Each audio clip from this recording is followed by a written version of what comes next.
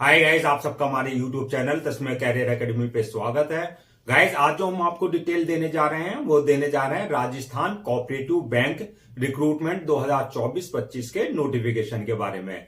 Rajasthan cooperative bank ने managers की, computer programmers की, बैंकिंग असिस्टेंट्स की 449 वैकेंसीज के लिए अपना नोटिफिकेशन जारी किया है। अगर आप भी इन वैकेंसीज के लिए अप्लाई करना चाहते हैं तो गाइस ये वीडियो आपके लिए बहुत ज्यादा इंपॉर्टेंट है, क्योंकि इस वीडियो में हमने पूरा डिटेल में बताया है कि क्या मिनिमम क्वालिफिकेशन मांगी गई है, क्या सिलेक्शन प्रोसेस रहेगा, लास्ट डेट अप्लाई करने की कब है और ऑनलाइन जाकर के कैसे आपको रजिस्ट्रेशन और फॉर्मेलिटीज पूरी करनी है। तो गाइस पूरा वीडियो देखिएगा और साथ ही साथ में हमारे इस यूट्यूब चैनल को सब्सक्राइब कर लें, लाइक करें और ज्यादा से ज्यादा शेयर करें। तो गाइस सबसे पहले बात करते हैं इनकी ऑफिशियल वेबसाइट की। इनकी जो ऑफिशियल वेबसाइट है वो है www.ragcrb.rajasthan.gov.in, जहां पर जाकर के आपको रजिस्ट्रेशन और फॉर्मेलिटीज पूरी करनी होगी। अब बात करते हैं रिक्रूटमेंट अथॉरिटी कौन रहेगी। तो रिक्रूटमेंट अथॉरिटी जो रहेगी आपकी RCRB यानी कि राजस्थान कोऑपरेटिव रिक्रूटमेंट बोर्ड जो है, ये रिक्रूटमेंट जो है अथॉरिटी रहेगी। अब बात करते हैं पोस्ट नेम की। तो पोस्ट नेम जो रहेगी आपकी सीनियर मैनेजर्स की रहेगी, कंप्यूटर प्रोग्रामर्स की रहेगी और बैंकिंग असिस्टेंट्स की पोस्ट रहेंगी। टोटल वैकेंसी जो है आपकी 449 वैकेंसीज रहेगी। जेंडर की अगर बात करें तो मेल एंड फीमेल यानी कि man and women both can apply for these vacancies. अब बात करते हैं जॉब लोकेशन की। तो जॉब लोकेशन आपकी राजस्थान की रहेगी और अप्लाई मोड की अगर हम बात करें तो ये पूरा जो है प्रोसेस जो रहेगा वो रहेगा आपका ऑनलाइन। ऑफलाइन किसी तरह का कोई कॉरेस्पॉन्डेंस नहीं किया जाएगा। लास्ट डेट अगर बात करें अप्लाई करने की तो लास्ट डेट 11 जनवरी 2025 है, यानी कि 11 जनवरी 2025 से पहले पहले आपको इनकी ऑफिशियल वेबसाइट पे जाकर के रजिस्ट्रेशन और फॉर्मेलिटीज पूरी कर लेनी है। अब बात करते हैं नेक्स्ट के एप्लीकेशन फीस क्या रखी गई है। तो एप्लीकेशन फीस की अगर हम बात करें तो अगर आप जनरल, ओबीसी या ईडब्ल्यूएस इस कैटेगरी में आते हैं तो आपके लिए 1000 रुपए एप्लीकेशन फीस रखी गई है। और अगर आप SC, ST या डिसेबल्ड पर्सन इस कैटेगरी में अगर आप आते हैं तो आपके लिए जो है 500 रुपए एप्लीकेशन फीस रखी गई है। पेमेंट मोड की अगर बात करें तो पेमेंट मोड ऑनलाइन रहेगा एप्लीकेशन फीस का। At the time of registration आप अपने debit card, credit card, net banking, UPI या अदर्स जो वहां पर ऑप्शंस होंगे उसके थ्रू जो है आप अपना कैटेगरी के अकॉर्डिंग जो है अपनी एप्लीकेशन फीस डिपॉजिट कर सकते हैं।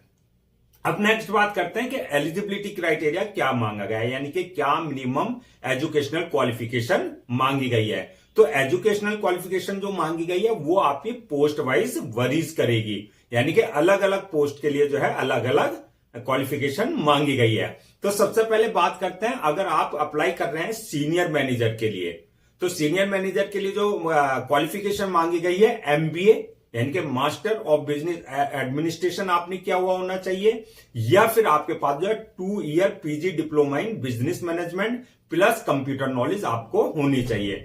यानी कि सीनियर मैनेजर के लिए अगर आप अप्लाई कर रहे हैं तो MBA हो या फिर आपने जो है 2 year PG diploma in business management में किया हो और प्लस आपको कंप्यूटर नॉलेज आती हो।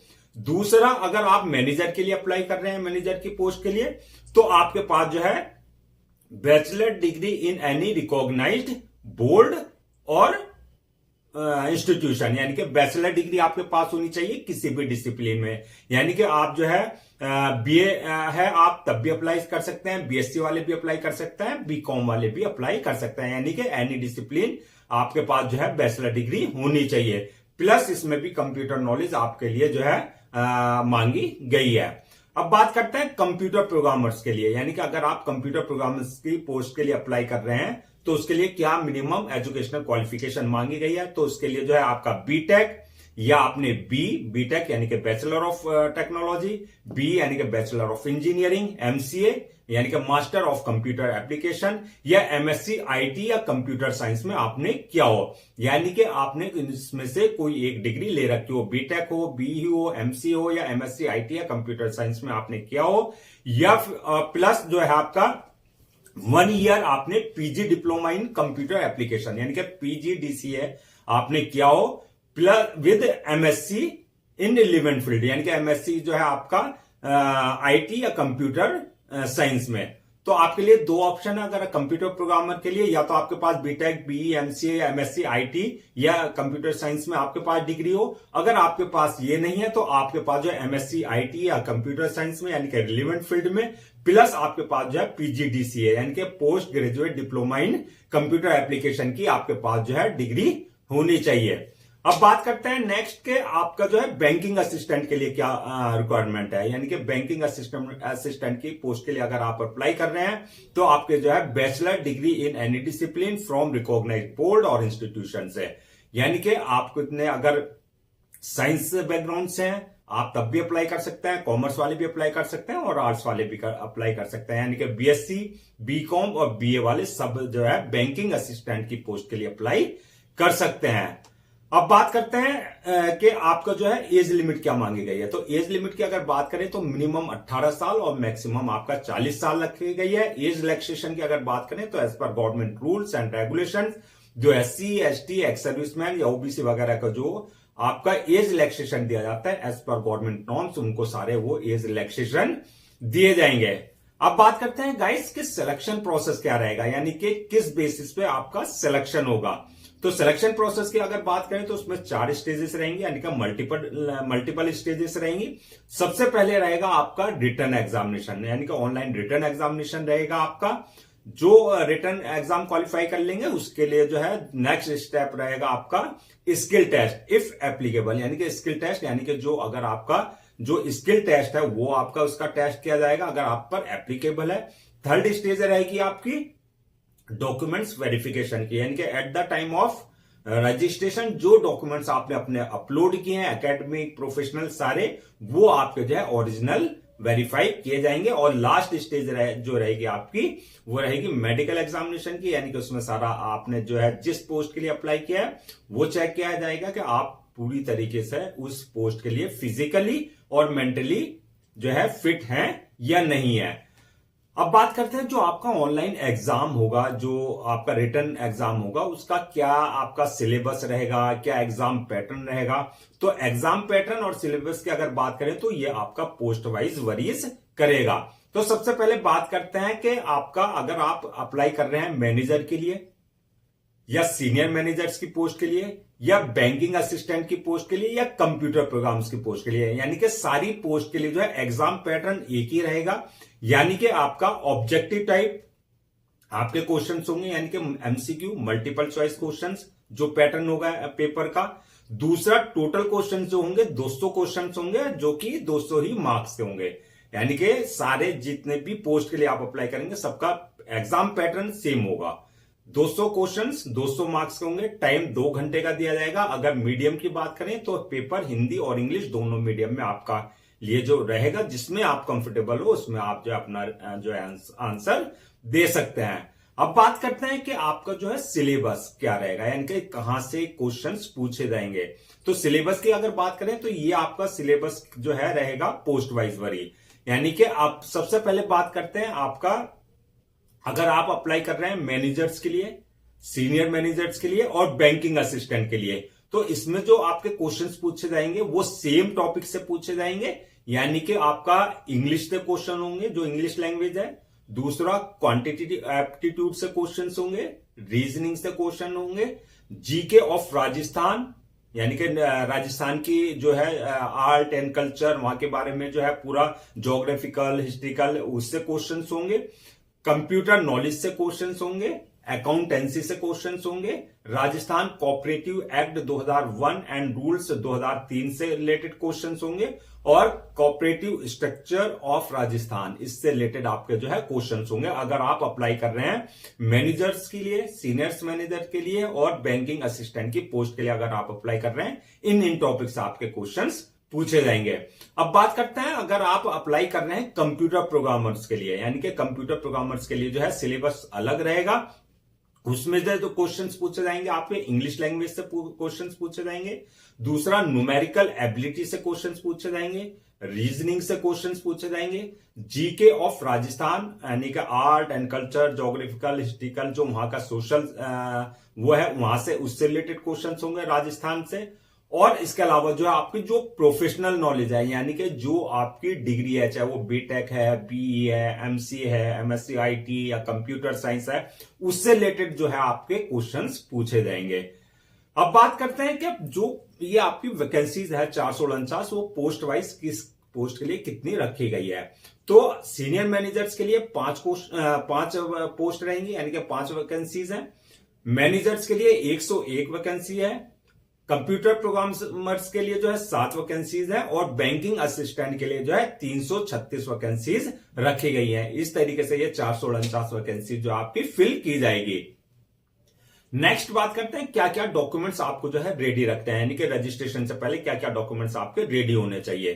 तो आपके जो है जितने भी आपके एकेडमिक एंड प्रोफेशनल सर्टिफिकेट्स हैं, यानी कि आपका मार्कशीट, आपकी जो है सर्टिफिकेट्स, ये सारे आपके एकेडमिक और प्रोफेशनल, चाहे वो आपके सेमेस्टर वाइज है, चाहे वो आपके ईयर वाइज है, ये सारे सर्टिफिकेट्स आपको जो है पहले से स्कैन कॉपी करा करके रख लेने हैं। दूसरा आपका बर्थ सर्टिफिकेट, यानी कि अगर 10th क्लास की मार्कशीट पर आपका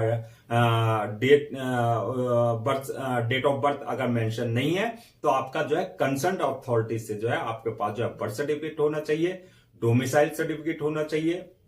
इसके अलावा जो है अगर आप किसी तरह का कोई रिजर्वेशन ले रहे हैं एससी, एसटी, ओबीसी का, तो वो आपका कास्ट सर्टिफिकेट आपका जो है कंसर्न अथॉरिटी से होना चाहिए।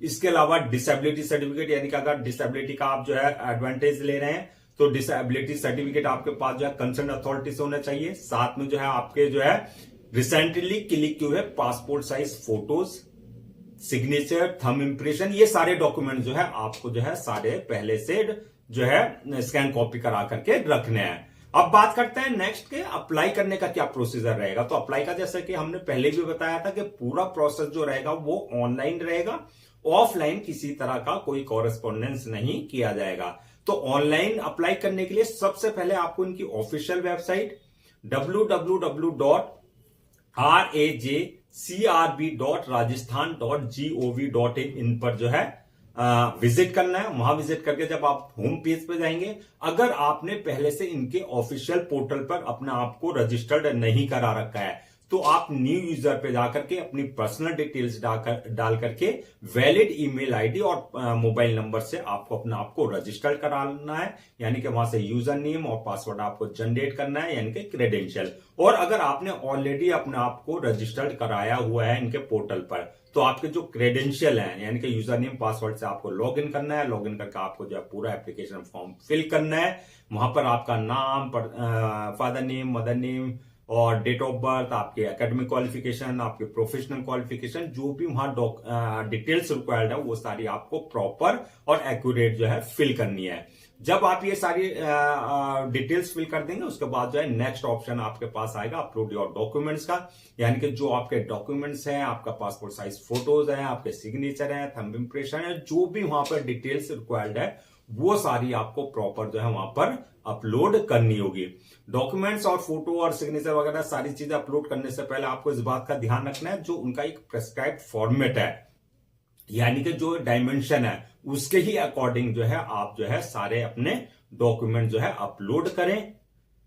इसके बाद जो है डॉक्यूमेंट्स अपलोड करने के बाद नेक्स्ट ऑप्शन आएगा आपका जो है पेमेंट का, यानी कि जो आपकी एप्लीकेशन फीस है, वो आप जो है अपने debit card, credit card, net banking, UPI या जो अदर्स जो ऑप्शंस होंगे, अपनी कैटेगरी के अकॉर्डिंग जो है आप अपना जो है एप्लीकेशन फीस डिपॉजिट कर सकते हैं। एप्लीकेशन फीस डिपॉजिट करने के बाद जो है आपके पास नेक्स्ट ऑप्शन आएगा सबमिशन का, यानी कि फॉर्म को सबमिट करने का। तो सबमिट करने से पहले जो आप एक बार अपना फॉर्म जो है प्रीव्यू कर लें, यानी कि पूरा चेक कर लें कि किसी तरह की कोई आपने मिस्टेक तो नहीं की है। यहां पर इस बात का ध्यान रखना है कि आपने अगर अपनी एप्लीकेशन फीस डिपॉजिट नहीं की है या आपका फॉर्म इनकम्प्लीट हुआ, तो आपका फॉर्म कैंसिल कर दिया जाएगा। तो गाइस, ये थी आपकी जो है आपका जो है राजस्थान कोऑपरेटिव बैंक रिक्रूटमेंट 2024-25 का नोटिफिकेशन। और फॉर्म सबमिट करने के बाद एक चीज का और ध्यान रखें आपके, उसकी 1 या 2 कॉपी जो है आप प्रिंट आउट जरूर ले लें for your future reference, so that आपके पास जो एक हार्ड कॉपी के रूप में आपके पास एक रिकॉर्ड हो जाए। मैं एक बार फिर से जो है आपको जो है लास्ट डेट अप्लाई करने की यानी कि रजिस्ट्रेशन की रिमाइंड करा देता हूं, सो दैट आप उसे नोट डाउन कर लें। लास्ट डेट जो है 11 जनवरी 2025 है, तो 11 जनवरी 2025 से पहले पहले आपको इनकी ऑफिशियल पोर्टल पर जाकर के जो है रजिस्ट्रेशन और फॉर्मेलिटीज पूरी कर लेनी है। तो गाइज आई होप आपके सारे डाउट्स क्लियर हो गए होंगे। अगर अब भी आपको किसी तरह का कोई डाउट है, क्वेरी है, तो आप हमसे कमेंट सेक्शन में पूछ सकते हैं, हम उसका रिप्लाई जरूर देंगे। हम आपके लिए जो है इस चैनल पे जितने भी गवर्नमेंट जॉब्स हैं, गवर्नमेंट एग्जाम्स हैं, उससे रिलेटेड जितने अपडेट्स हैं वो आपके लिए लेकर के आते हैं। इसके साथ साथ जो है टाइम टू टाइम आपके लिए प्रॉपर कैरियर गाइडेंस पे वीडियोस लेकर के आते हैं। अगर आप भी चाहते हैं कि आपको प्रॉपर कैरियर गाइडेंस मिलती रहे, साथ ही साथ में आपको जो गवर्नमेंट जॉब्स और गवर्नमेंट एग्जाम्स के पूरे अपडेट्स मिलते रहे, तो आप लोगों से मेरी रिक्वेस्ट है कि आप हमारे इस यूट्यूब चैनल को सब्सक्राइब कर लें, लाइक करें और ज्यादा से ज्यादा शेयर करें।